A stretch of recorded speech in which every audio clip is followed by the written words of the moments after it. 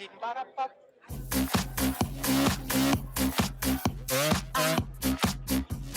right, I'm Rick Gillis, owner of Swick Home Services in Marquette, Michigan. I started in the trades back in the late 80s. I went to Northern Michigan University for an HVAC associate's degree.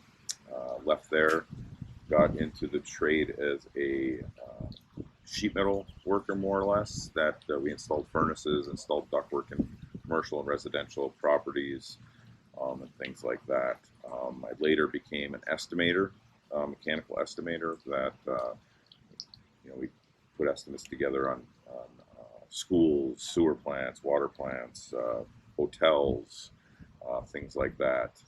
Um, then became a project manager.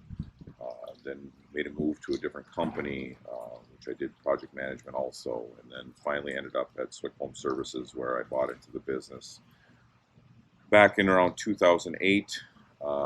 Worked with the original owner for 8 years, and then bought him out about 7 years ago. Um, I think the best thing about being in the trades is what I've touched on before, is learning something new every day and being paid for it. Um, uh, it's just the technology in the industry has changed so much in the last 10 to 15 years. I grew up doing both plumbing and HVAC work. Having a torch to solder pipe was a very valuable tool of mine that you had to get very good at. I don't know if my plumbers even carry a torch anymore. There's expansion systems with PEX pipe, and there's crimping systems with copper pipe, and there's all these new tools, again, which makes the work cleaner, faster. The products actually have a better warranty, meaning that if you solder a joint in someone's home, it usually comes with a 1-year warranty. If I do the crimp copper fittings, it has a 25-year warranty from the manufacturer if it was installed properly. So there's better products, higher technology, and the work is a little easier than it used to be when I first got into the trades. As far as what I might not like about the trades, I don't really know if there is anything. I mean, it's good, honest work where you typically can see the accomplishments that you've done. And like I said, I can also see a happy customer, which obviously feels good when you're taking care of someone and helping them with a situation they may have in their home. I think the key for anybody wanting to get into the trades would be to do a little bit of due diligence and find out what the company is about that you're getting involved with. I think that's probably one of the biggest factors in the trades is, excuse my language, but you can end up with maybe a pretty crappy owner that doesn't care about their employees, or just is in it for the money. This is a business. Of course, we're trying to make money, but I think there's a bigger picture. We are part of our community. We give back to our community. We care about our community. So it's just that sense of community that comes along with it. Someone that gets done with school and maybe isn't sure what they want to do, meaning high school, I think the trades are a really good option. If you are someone that likes to work with your hands and put in a decent day's work and be rewarded for that, I think the trades can be a great option. You can learn as you go. That's pretty much what we've done in our company. We don't get too many people walking in off the street that say, "Hey, I'm a journeyman plumber and I'm looking for a job," because there is so many jobs for people in the trades that that just doesn't really ever happen. So we found we have hired a lot of young adults that have a mechanical aptitude, and then train them. So basically, you have no investment as far as getting a loan to go to school or anything like that, and going in debt over your career. And it's a very good trade that is not like it used to be. A lot of the trades used to be a lot of dirty work, whether you're a plumber, an electrician, heating person, it didn't matter. It was just a lot of dirty work before. And I think with today's technologies and different ways of installing things throughout the years and different products that speed things up and are cleaner, that it's a real interesting trade. The trades are very interesting, I should say, meaning that you're learning something new every single day. And again, you're being paid to learn.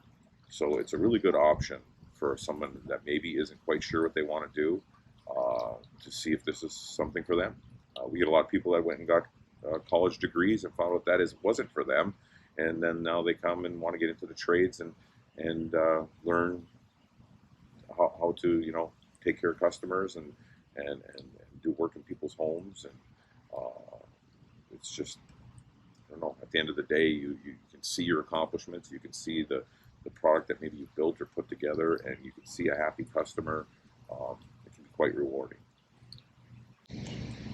I'm only familiar with basically, I would say, the plumbing, HVAC, electrical side of the trades. I do know that there's a shortage of car mechanics. I mean, you name it in the trades, there's a shortage.